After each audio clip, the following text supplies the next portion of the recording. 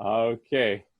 Good morning, everyone. Welcome to Keeping Career Connections at Home Edition webinar series. My name is Michael Manzano. I'm with Career Connection at Bow Valley College, and I'm so happy that all of you can join us on this beautiful Monday morning. You know, sometimes Mondays can be tough to get up.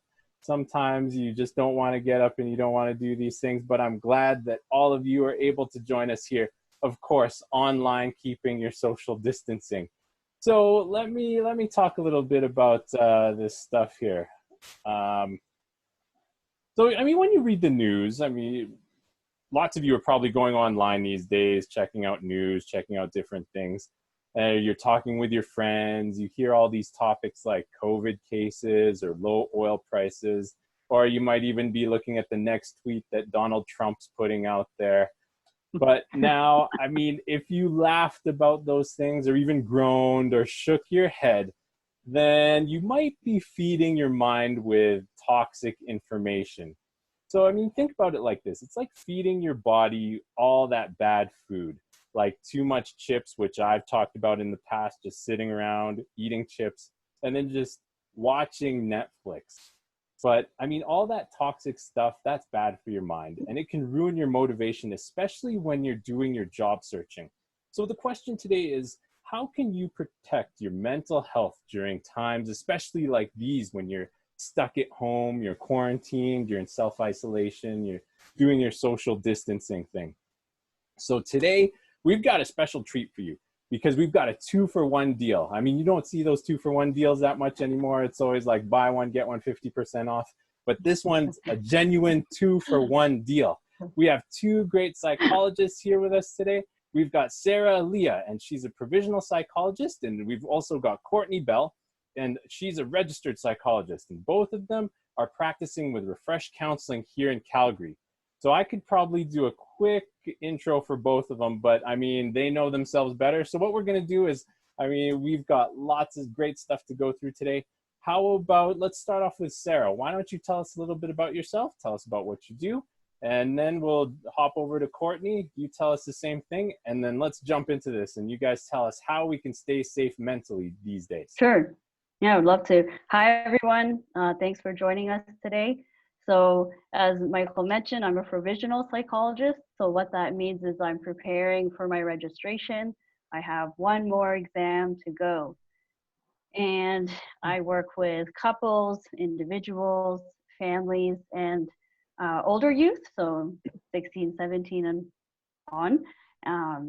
And I'd say I'm really focused on growing my knowledge in the couples realm of things. Yeah, and I've been with Refresh for just over 2 years now. Yeah. Yeah, and my name's Courtney, and I am a registered psychologist with Refresh, and I just started in January. Before that, I was busy having a baby, so I have a little 1-year-old running around home, and I work part-time with Refresh. And yeah, right now I'm just working 2 days a week from home, which has been great. And how I kind of stay busy during this time, I've been reading, doing some online working out, and I would have loved to learn a language, but it's just not happening. So that would have been fun, but I haven't done that yet. So maybe I've reorganized a few closets. That's about as creative as I've gotten. So there's still time. But yeah, welcome guys. It's so great to be here with you. I'll note that on the bottom of the slide, you'll see our contact information. So there's our website and our email at the bottom. And then in the middle there, each of us gals, so there's 5 of us total at Refresh, we each offered 20 free minutes of consulting with you, just to see if we're a good fit, if you have questions, if we can learn about you, and then decide what counseling could look like for you. And the picture there is really the office, one of the offices in our Brentwood location. So when things return, we would, if you want to connect and stop by, we'd love to see you and meet with you. And for now, we're all available online for either phone sessions or video sessions. Awesome. So, like I said, we're so glad that you can join us for today's webinar. It's called Mental Health Strategies During a Pandemic. So I just want to, first say these are weird times. So you may have all had more difficult days. Maybe you've had better days of just resting and, relaxing. But of course, we're all kind of facing some of the emotional and mental challenges that are coming with this pandemic. We've never dealt with this before. So how do we keep ourselves mentally healthy and well? So what I want to do now is just briefly summarize what we're going to talk about today. First, we're going to talk about understanding your emotions related to the pandemic. Secondly, we're going to explore ways to engage in self-care so that you can stay emotionally healthy and well. Third, we're going to teach you about motivation. I'm sure, like Michael was saying, I'm sure you've had lazier days and where it's felt really hard to get going. So we want to teach you how do you stay motivated and increase your motivation if you are struggling at all with that. And fourth, we want to teach how, negative thought patterns can impact you and how to challenge and change those mindsets. And finally, we'll want to explore how to create a meaningful life even during difficult circumstances, such as this global crisis that we're facing today. And I just want to briefly mention before I get going, if you want to grab a pen and paper, we just thought together of how can we make this fun and more interactive. So throughout the presentation, we'll have questions for you where you can jot down your answers. You don't have to share in the chat at all. It's really more for you. Okay, so to start off in talking about emotions, we just want to take a moment and really acknowledge that times are tough. Like that this pandemic has really created hardship, and we know that, and we want to acknowledge that. And we know that maybe your communities are affected, your families, your friends, because it really is a trying time. It makes sense that it's been called a global crisis because literally the globe has been affected, and we're all affected in multiple ways. So if you think about jobs have been lost, if you think socially our connections are limited or even omitted, physically we may be sick, or feeling the physical wear and tear of stress. And lastly, emotionally, we have all felt or maybe still feeling afraid, sad, worried, stressed from time to time because of what has been going on. And what's the common thread between all of these? Simply put, it's loss. And so we'll move to the next slide. Oh, I don't know what happened there.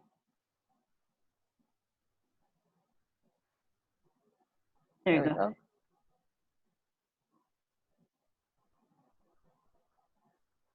Sorry, guys. There we go. Thanks, Courtney. So loss equals grieving. When we're talking about loss, we're really talking about grief.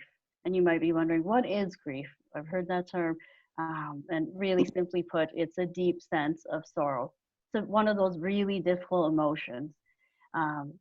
And I found this article floating around social media that's really well written.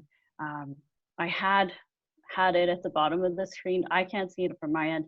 Maybe you can. But it's I think it's called That Uncomfortable Feeling You're Experiencing is Grief. And in that article, they talk about how grieving our losses is a common reality. It's something we're all experiencing. It's talking about the simple act of just naming the grief, right? And this idea of just putting a name to what we might be experiencing on the inside can be so relieving and helpful. When oftentimes what can happen with difficult emotions is we don't want to feel them. We just want to escape them. We want to turn to those toxic things that Michael was mentioning, like Netflix, laying in bed, etc. However, the paradox is just in naming it and seeing it for what it is, that can be really helpful. And lastly, I want to add that, if you're experiencing grief, if you're really experiencing depression, anger, and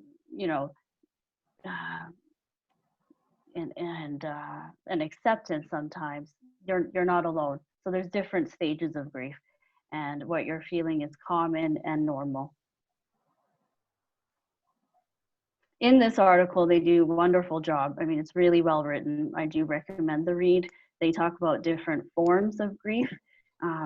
So the collective grieving is just expanding on that idea of we're in this together. There's a name for that, and that is the collective grief. So we're all feeling this sense of loss, whether it's in some unique ways to you. The overall is that we've all lost a sense of normal. So I pose the question to you, what was your normal? Maybe you were getting out daily and you had a very active social life, doing all kinds of things. Or maybe you were a homebody and you stayed at home a lot, but maybe you were alone and now you have to share your space. So no matter what type of normal you've had, it has been met with some challenges in one form or another. Another type of grief they talk about in the article is anticipatory grief, which is the feeling of an upcoming or expected loss. And we may anticipate losing our jobs in this climate, our sense of safety, or maybe even losing loved ones, for instance. And so that's what they mean when we talk about anticipatory grief, that maybe this sounds like a what if met with worry inside of you, just to explain what that could look like. So what do we do with all this knowledge? And I just pose this question where you can grab that pen and paper, and I want you to think about, when did you really feel a feeling? Maybe it was grief recently, or maybe it was a different feeling you feel more comfortable in addressing right now. And I just want you to take a moment and think and ask yourself, how did that go for me? What helped you to feel that feeling, and what were you doing? And I'll be quiet for a moment so you can jot down some ideas.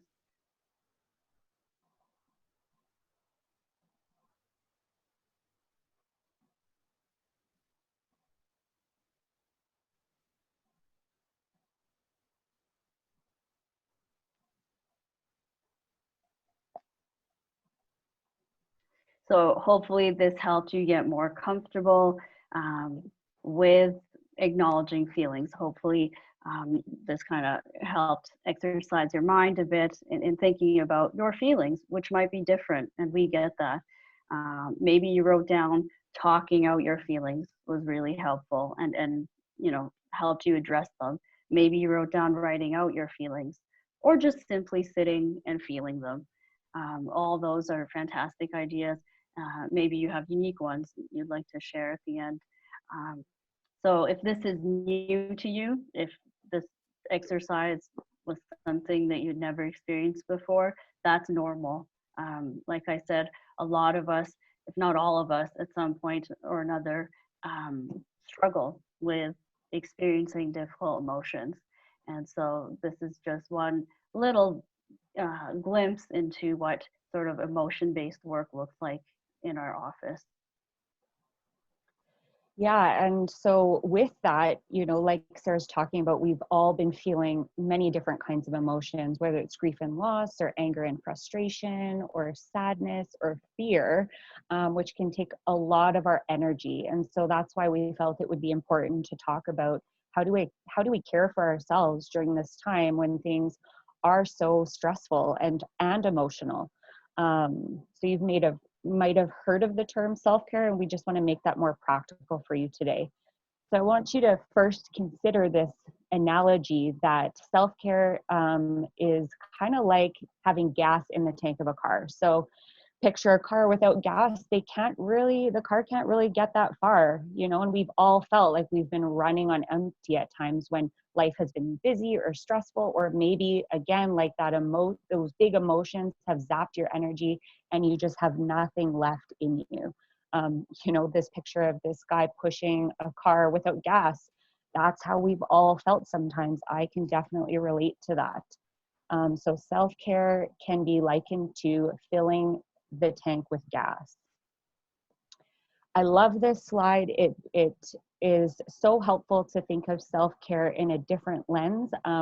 often when I talk to my clients about self-care, one of the main things they say is, but it feels so selfish to take care of myself and focus on me and that kind of thing. And I like to explain that self-care is actually a selfless act in some ways, because how can I, be the mom that I want to be for my little 1-year-old, or how can I be a friend or a neighbor that's helping people if my tank is empty? So if I take a bit of time each day to care for myself, I can be that much more efficient and helpful in my job, in my relationships, in my social life, that kind of thing. So I want to encourage you, as I change this slide, to take a look at these 10 ideas that I pulled from a really great article called Mental Health Wellness Tips During the Quarantine. So of course, this is specific to what's going on right now, but you can totally use these ideas in no matter what season of life you find yourself in. So I want to just run through each of these and just explain them a little bit. So the first one talks about creating a routine, because some of you may be either studying from home or working from home, or caring for family or roommates at home, and it can feel like things are all over the place since your routine has been completely disrupted. So one of the tips they give is create a routine. It might feel a little bit weird, but wake up every day at the same time and go to sleep at the same time is one of the things they suggest. Get dressed. I don't know if you guys have seen this going around, but dress for the life you want, not the life you currently have. So get out of those PJs. It's amazing what just getting dressed can do for your mood and your mentality. Have regular meal times, schedule social time to make sure that's a priority, and also time outside. Fresh air can do wonders. If you are afraid of, running into people, one of the things they suggest is go early in the morning or later at night, or open all your windows and just get that fresh air going in your home. Number 2 speaks for itself: exercise and nutrition. Lots of different ideas there. You might be someone that just likes to walk. We saw that in the chat box there, lots of walking, running. There's lots of free exercise videos on YouTube right now. Or just have a dance party, have some fun. No matter how cheesy you feel, go for it. And like Michael talked about in terms of the nutrition, are we putting the right kind of fuel in our bodies to keep us going and feeling mentally well? The third one is reach out. We might be so cooped up. Your days might be busy and long, but it's really important to stay connected. I cannot stress that enough. Find an old friend to call on the phone, even for half an hour. Reach out to a neighbor, that kind of thing, a family member, set up virtual hangouts. Number 4 talks about helping children with self-care. So some of you might be parents, and it can be so easy to get so busy with the day and kind of forget what they might need. So some of the tips I really liked from this article is they kind of talked about just keeping it really simple, because we can also have a lot of pressure to do all these crazy crafts and all these special activities and games. And they kind of narrowed it down to 2 important things that kids need right now. And that is just safety, which is kind of what we all kind of strive to do for our kids, and attachment. So just connecting with them each day, even for small amounts of time, can do wonders for their mental well-being. Number 5 is practice patience, tolerance, and avoid judgment. So being cooped up can bring out the worst in all of us, of course. You may have had tougher days or seen family or roommates have tougher days. Give a wide berth for everyone to just not be at their best. We need to just practice that patience and compassion for ourselves and others. Number 6 is practice radical acceptance. And this is a mindset I talk about a lot with clients when we're talking about things that are out of our control. There's so much with this pandemic that is so out of our control, and all we can do is do what we can that's in our control, and then have radical acceptance, surrender those things that we just don't have control over. And it can be a hard thing to do, but it can do wonders for our mindset. 7, Michael kind of touched on this earlier too, like, are we filling our minds with just all the bad news that's going on? So limit COVID conversation, create some boundaries for yourself, find the resources that have the most accurate information that's helpful to stay informed, and then kind of leave the rest out and just enjoy your day kind of thing. That can be really healthy for our minds. Number 8 is soothe your brain. So some of the tips and tricks here, one of these was new to me. It talks about engaging in repetitive left-right movements. So that's things like knitting or sculpting or running, where you're involving both sides of your body, is actually known to soothe difficult emotions. It helps you to de-stress at a brain level. Similar with when we engage in artistic activities, you know, engaging in that emotional artistic side of our brain. So find activities that you enjoy that can soothe you.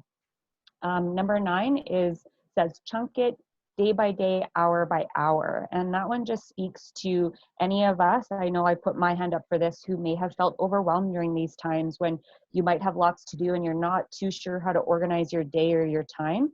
They're just saying do one small thing at a time. Simplify as much as possible and just start with one thing. And then the last one is to remind ourselves that this is temporary. It doesn't feel like that some days, but this too shall pass, that age-old saying. Sometimes we hate to hear it when we're in the middle of something that feels never ending, but it will end and we will return to some sense of normalcy. So just remind yourself there will be a time where I'll hang out with friends again. There will be a time where I can get out and about and feel busy and feel like our days are normal again. So with that list, I just want to give you guys a moment, and maybe you already saw this or picked the ones out that fit for you, but just jot down, you know, 1 to 3 of these that you want to start implementing daily. You know, it can be really overwhelming to implement all of them, but just maybe implement 3, even 1 if you want to simplify. So I'll just give you a moment to write those ones down that you want to start doing.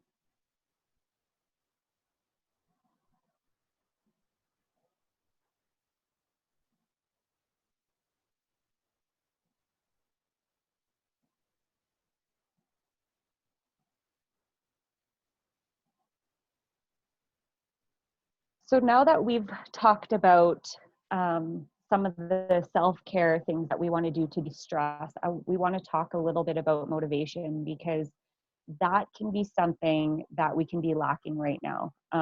Again, emotions zap our energy. So how do we stay motivated? How do we stay on task? Especially when, you know, there's been so many changes in our schedules and routines, it can kind of throw us off a bit. So we want to just give you some strategies to stay motivated. So first, I just want to define this word for us. We all kind of know what it means, but more specifically, it's the reason or reasons we have for acting or behaving in a particular way.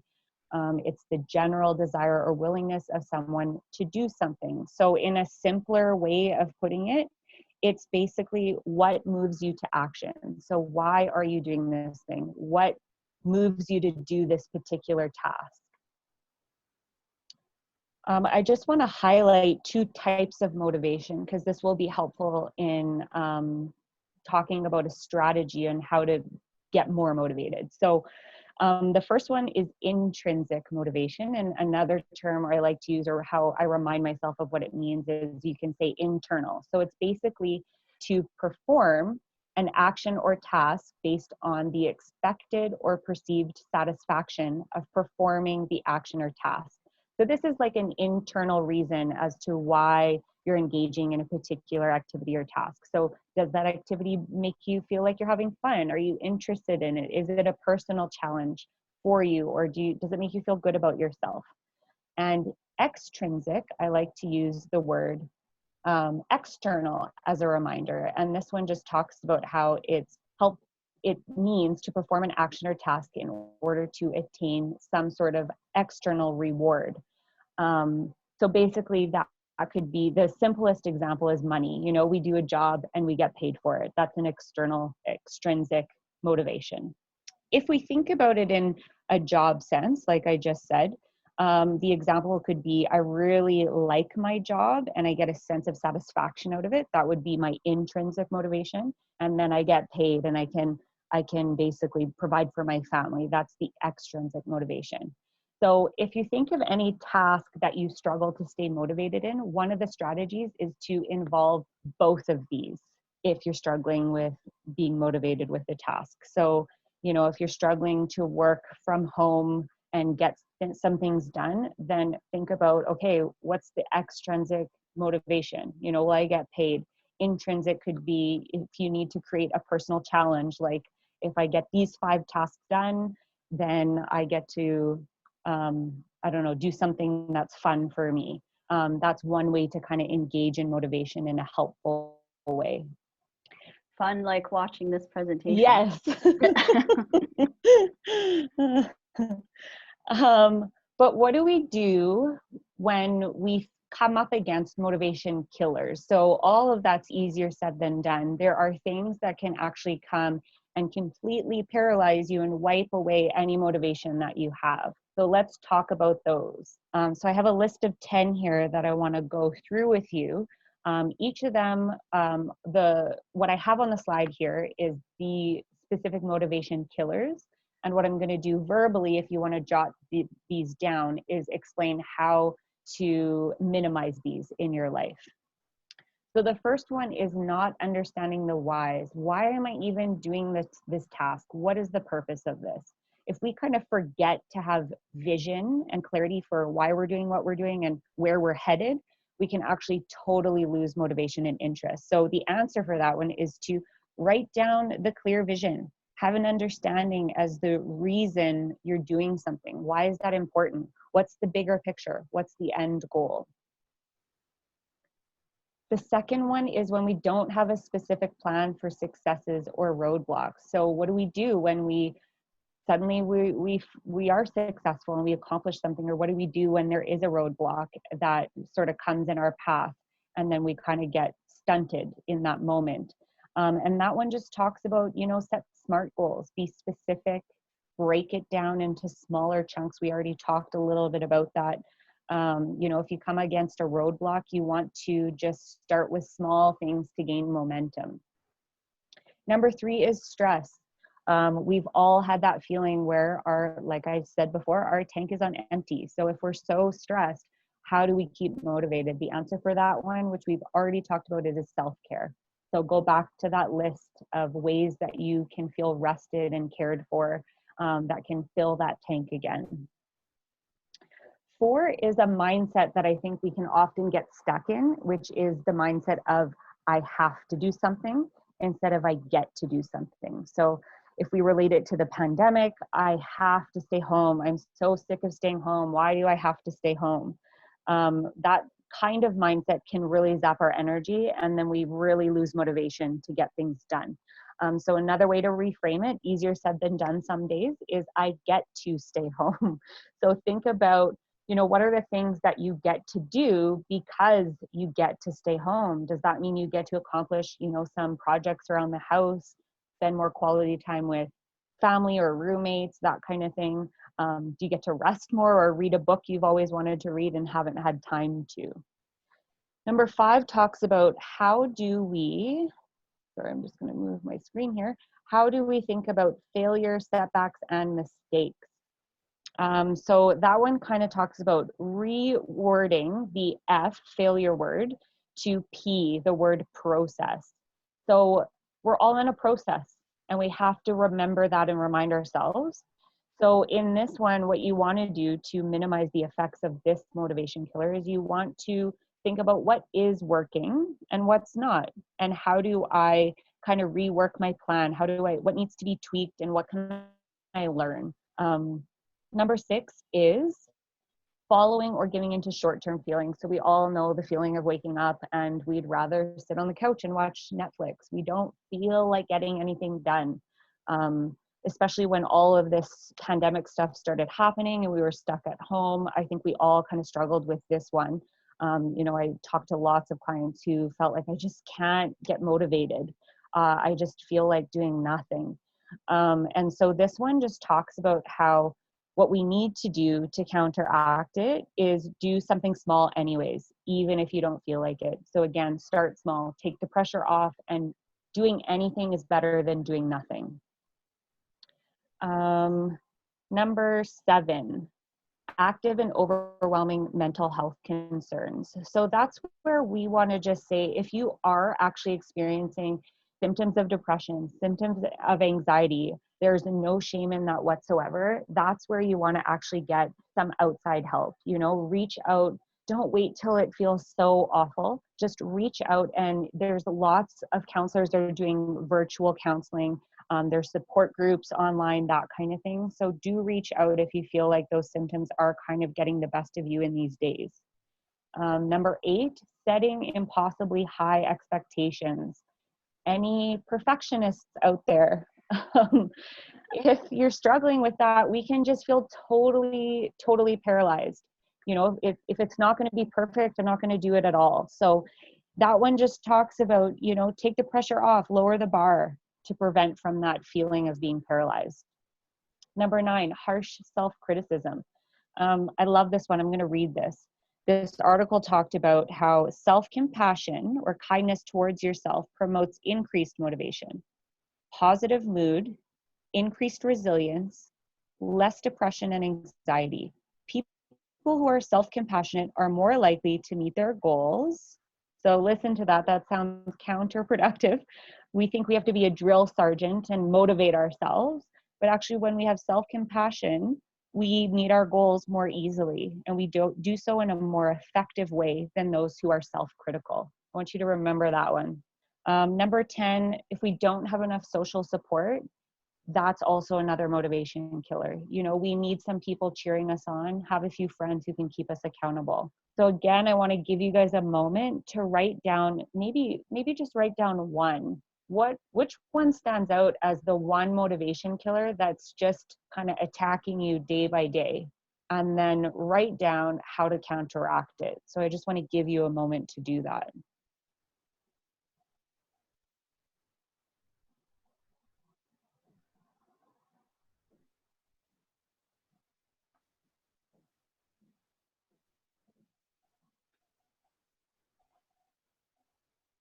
Okay, so in some of Courtney's examples, motivation was linked to one's mindset. And so now I want to take a closer look at our mindset, and I will speak to you about a common approach we use in counseling, which is called cognitive behavioral therapy. Also, we call it CBT for short. So you might be thinking, what on earth is CBT and how does it work? And even if you're not thinking that, I'm going to share. Okay. So I want you all to imagine a triangle. And so a triangle has 3 corners, right? And at the top of the triangle, I want you to imagine the word thoughts. And down at one side of the triangle, I want you to imagine the word feelings. And on the other side, the last corner, imagine the word behaviors. And so we're going to use this image in your mind to explain CBT. It's very simple. So this approach says that our thoughts at the top can cause our feelings and in turn affect and influence our behaviors. So it makes sense that if we think about this, that means our negative thoughts can really impact us. They can really impact how we feel and the decisions we make. And so on this next slide, we have cognitive distortions written there. What are those? So that's really just a fancy term describing those negative thoughts. And those negative thoughts can also be thought of as common negative thought patterns or thinking traps, or simply said, the unhelpful ways we think about ourselves and our situation. And so today I will share 4 that you see right there of 10 common cognitive distortions with you. And I want to stress that everybody, literally everybody under the moon, thinks in these ways. Okay? And perhaps you'll identify 1 or 2 or all 4 of these for yourself. And the goal is to help you create awareness of these thoughts, and these patterns rather, and to move from identifying them to learning how to change them and challenge them. So the first one there is called all or none or black and white thinking. We use both terms to describe that one. And on the slide, it says, if I'm not perfect, I have failed. Either I do it right or not at all. And you've heard versions of this through Courtney's explanations too. And one example I kind of came up with to fit the context of the pandemic is, if I stay inside, I'll be 100% safe. And if I step outside, even for a walk, I'll be in grave danger. So you can really hear this is thinking in extremes, and it's pretty rigid and not giving. And so how to challenge this type of thought is thinking in shades of gray, okay? So creating some of that flexibility. If I do go outside for a walk and keep my distance from others, I should be okay. Although it's best to stay inside as much as I can. But really, we want those walks, right? Which you already have been doing. And so the second one on the right there is overgeneralizing. So you, on the screen, it says seeing a pattern upon a single event. So it's taking a single event and generalizing it and concluding a pattern, okay? So on the slide, it says everything is always rubbish or nothing good ever happens. You can see those bolded words, everything, always, nothing, ever, right? It's kind of taking a paintbrush and painting everything with the same color, if that makes sense. And so the example here is you had a tough day, you woke up feeling depressed, you watched too much news, and you feel sad. Now you're thinking every day is going to be like this. So you can hear that taking what that day and applying it to every day. How to change this thought or challenge it? Simple. Ask yourself, when was there a time or a day where this wasn't true, right? Or ask yourself, what can I learn from this? Maybe I don't need to watch 7 hours of news, right? I hope no one's doing that. And then the third one, the mental filter. And on the slide, it says only paying attention to certain types of evidence. So noticing our failures, but not seeing our successes. How I like to remember this one is a coffee filter, even though I don't drink coffee. But we know that coffee filters filter out or filter through the good stuff, the coffee that you want. And inside the filters is the not so good stuff, right? Like the grinded up beans that you probably shouldn't eat or touch, right? And the mental filter is the opposite of that. So it's noticing and fixing your attention on the bad stuff. And so the example here is my job is done.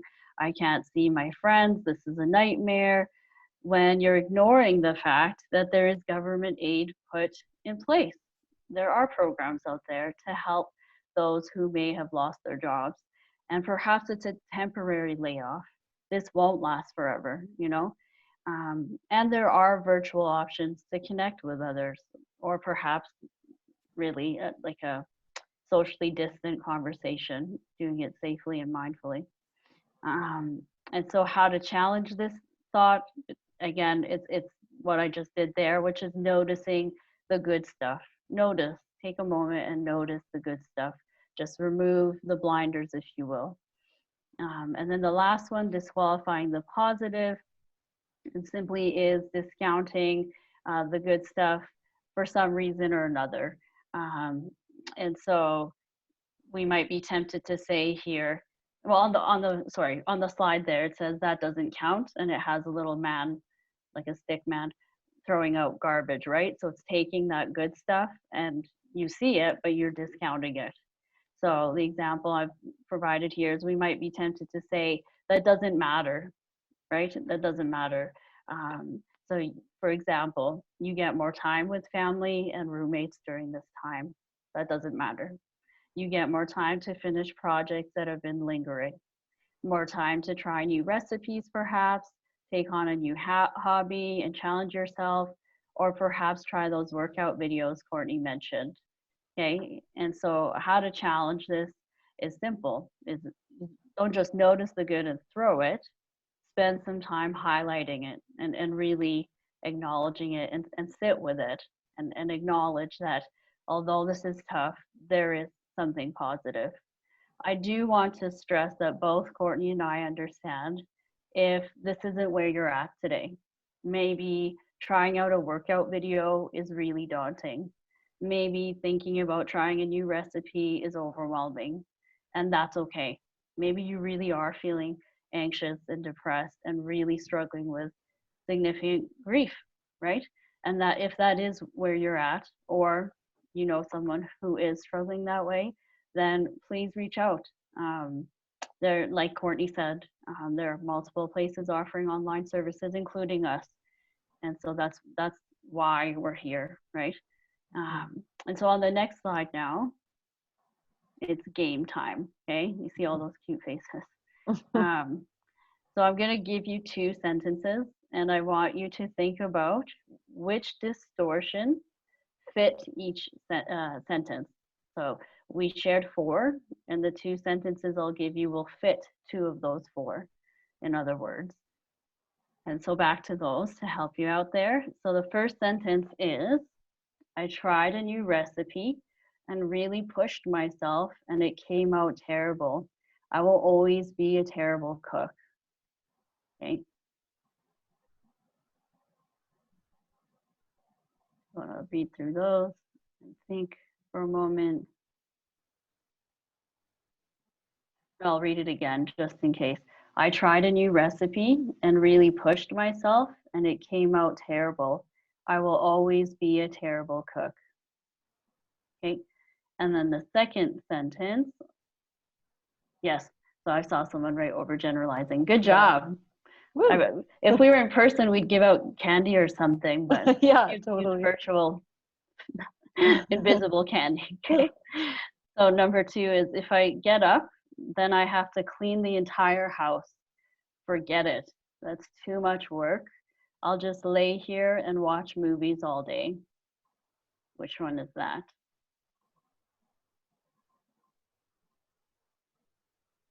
Yeah, awesome. That's Kimberly there. All or none thinking. And here's your invisible candy, Kim. So great job, guys. All right.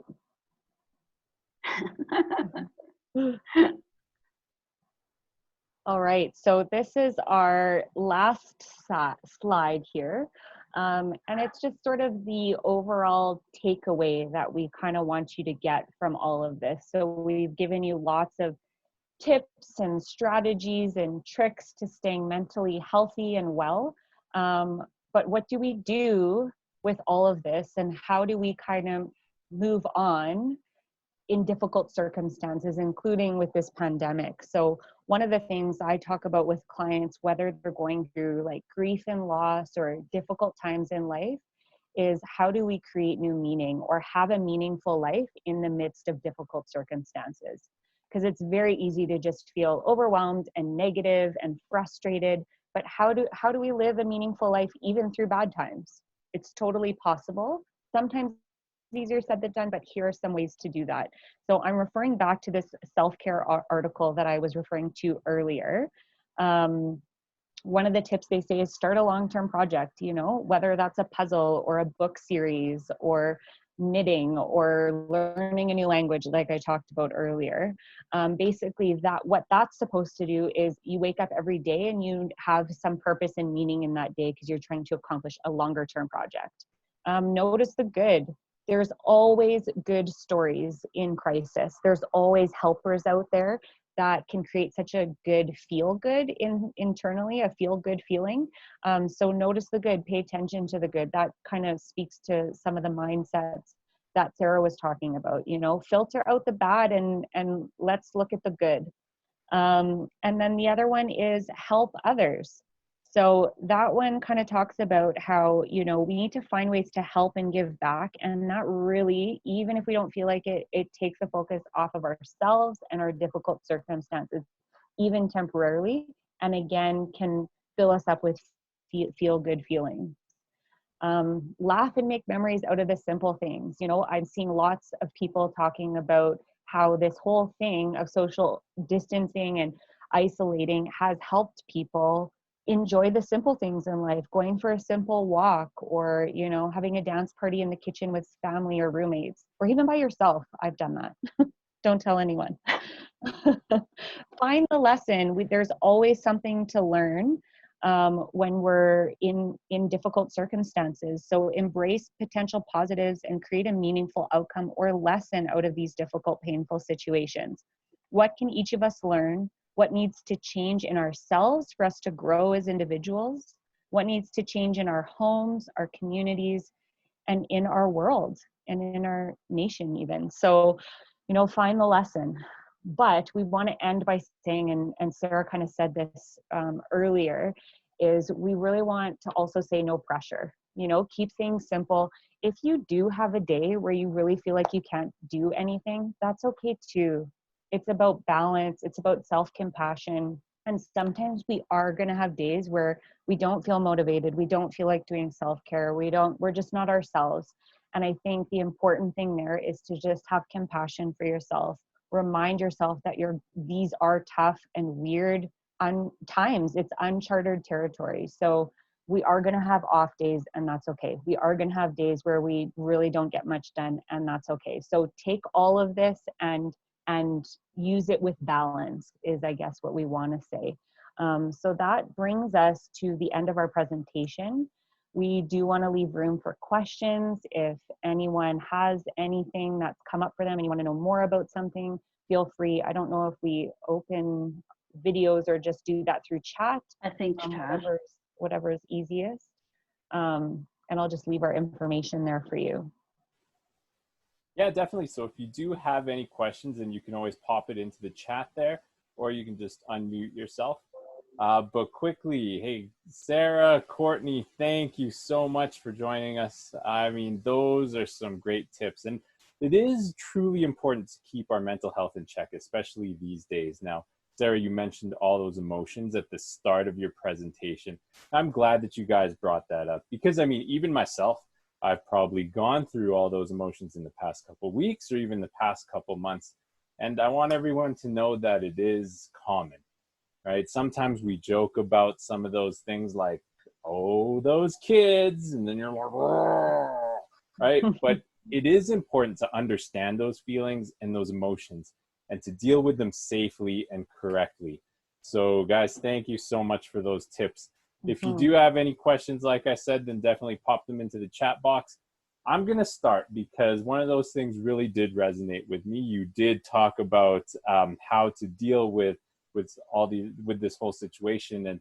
And one of them, the first one you had on that slide was create a routine. And for me, that's difficult. So, I mean, it's good to start a routine, but how do you keep that going, past like day 5 or past day 10? What do you do? So for me, I think the key term is flexibility. So, I've done this over and over again for myself. I've created a routine and then I've realized some of it actually doesn't work. So I have to go back to it and say, okay, how can I be flexible and how can I throw some of this out because it's just too much pressure. I'm really not accomplishing what my list and my goals have said. So how do I kind of simplify? And then the other advice I would give is like, start with one thing and build on it. So if that means starting with getting up at the same time every day, just do that for a few days and see how that goes. Maybe it's, at right after lunch at 12:30, I'm going to go for a 30-minute walk every day. Start with that one thing and then build on it. So I guess the key would be flexibility and simplifying if it just feels like it's not working. Yeah, I think a lot of us fall into that trap, especially around New Year's, where we'll go get a gym membership and we'll say, this is the year, I'm going to go 5 times a year, 5 times a week, I mean. Yeah. 5 times a year. That's actually more realistic. Hey, there's a start. I can do that. Yeah. Look forward to next year. Hilarious. Yeah. No, I'm so glad you said that, Courtney. Just making it practical. It's kind of a SMART goal if you think of it. Like, this is achievable. If I start with one thing, like let me work out once a week and let that be the routine for the next 2 or 3 weeks, and then building on that. Yeah. No, that's great. You always got to start with baby steps, right? You got to start somewhere, make it easy. And then once you achieve those things, then you're going to have that confidence to try that next step, right? Yeah. Like those epic dance parties that sounds like you've got there at your place, Courtney. Well, my 1-year-old kind of encourages me. So one of her favorite things. So if you walk by my window, you'll see me looking pretty silly, but we're having fun. That's good. That's good. It's good to have fun these days. So Yeah. does anybody have any other questions? Pop it into the chat box. So it says, when we are frustrated and want to communicate that with loved ones, what's a healthy way to tell them rather than holding it in and exploding it all at once? That's a great question. Yeah, great one. I would talk about, first of all, ask yourself, what do you need? If you need some time to yourself to let those emotions of frustration and whatnot calm down, maybe take a breather, do some self-care first. And that can kind of open up the space and make it more manageable to address things. Because I find, I talk about this in couples counseling a lot, actually, when we're triggered because our partner has said or done something that's really irritated us. It's really easy to fight back and really easy to get defensive and say the first thing that's on our mind. And most times it's not a good thing, right? So taking that time out and that space to just calm down and let the limbic system, so that part of the brain, to just, let those emotions soothe, that can help you to think of, well, what is it am I needing to say? What is it that's important? And how do I say that in a way that I'm heard? The next tip I'd say is using I statements. I think, I feel, I see, rather than you statements, because you statements can really shut down the brain, if you will, or put that person in the defensive mode. So using those I statements, I hope that's helpful. Yeah, and I would add there's such a difference between different types of communication. So I like to take a step back, do all of the things Sara mentioned, and say, okay, how can I communicate this in an assertive way as opposed to passive aggressive or aggressive? Because we can always fall into those pitfalls again when we're going based on emotion. So once we do the things Sara says, how can I communicate it in a way that's assertive? And Sara said it perfectly, using I statements. So I feel like this, when you do this, here's what I need. So that can be a great template to start those conversations. Oh, it's great. And we got another question here. How about dealing with staying present and mindful? Any tips to do this on a second by a second and day to day? Yeah, I would say, again, I like to go to simplify. So for me, my mind can race. Like, I'm a mind racer. So I can struggle to fall asleep at night. I can struggle with feeling like I have a million things going on my head. So this is a really great practice. And on days where I'm feeling my worst, like you said, you need to do it day by day, second by second, minute by minute. And I just take everyday tasks and I pay really close attention to it. So I get a really cold glass of water and I just really enjoy it. And I just take time to drink it mindfully. I think about it. I think how it feels cold going down my throat. I go for a walk and I really pay attention to fresh air. How's the fresh air making me feel? And it's so soothing to just take a simple activity and be so mindful of it. I don't know if you have any other thoughts, Sara. Well, for me, I've tried to adopt a just today mentality. Like, just today, what do I need to accomplish today? And then I think what you're saying is really breaking it down to moment by moment, like whatever activity you're doing for that day. And I think it's natural and normal that you will get thoughts about the next moment, about the next day, about the next week. And if that's what you're experiencing, then just jot them down, like put them away and go back to enjoying your walk, enjoying your reading, or whatever it may be. I think we call it a practice because it does take practice. Like, it doesn't happen overnight at all. Or if it has for you, then please tell me what your secret is, because that's I've been trying. Okay. Totally. Yeah. And it really is important to appreciate those little things in life, especially these days, like just being still and taking a look at all the things around you, right? Just changing those negatives into positives. So those are great tips. Now, Ed says here, he loves the sunshine. Now, is there something psychological about that? Absolutely. Go ahead. Were you going to say, Sara? just the melatonin and vitamin D. We take vitamin D to create that. Yeah.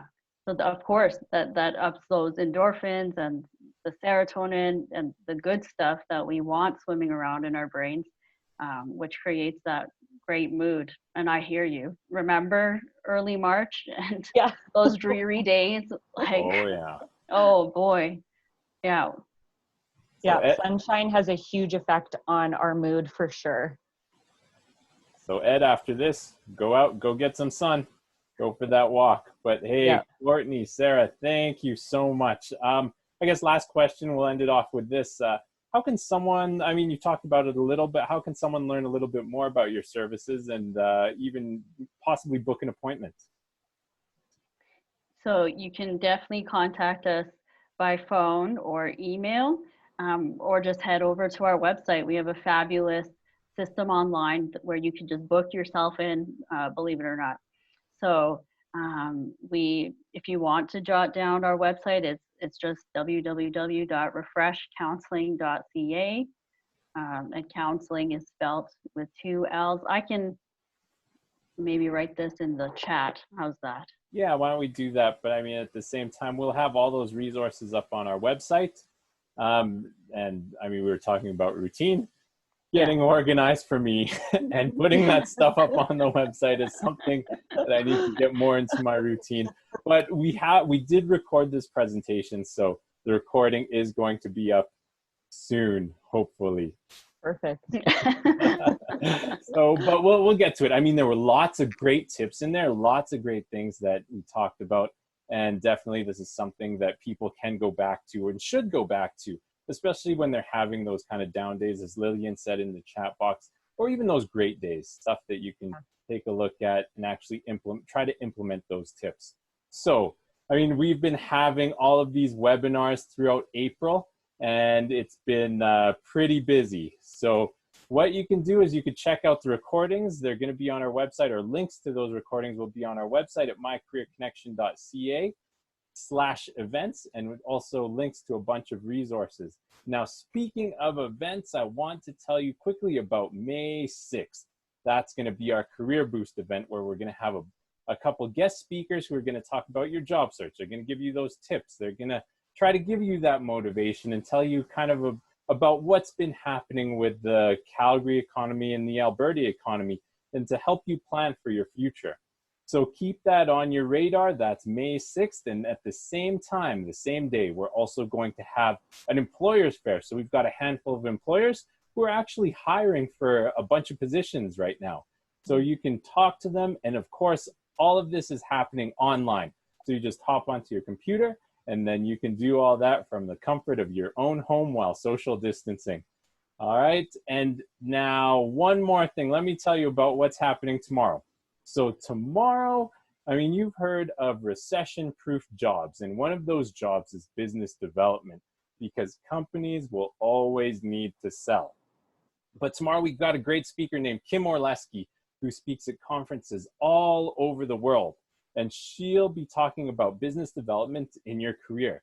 And it's not just for people who want to get into sales, but also she's talking about how it's important in your career and how to have some of those skills, no matter what position you're in your company, so that you can be successful.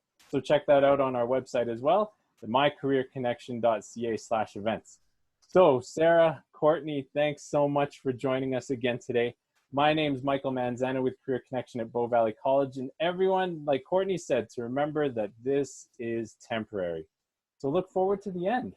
And just remember to stay safe, stay strong, because we're all going to get through this together. Yeah. Have a great day, everyone. Go enjoy some sun. Yeah. Thanks for having us. Yeah, thank you. Thanks, guys.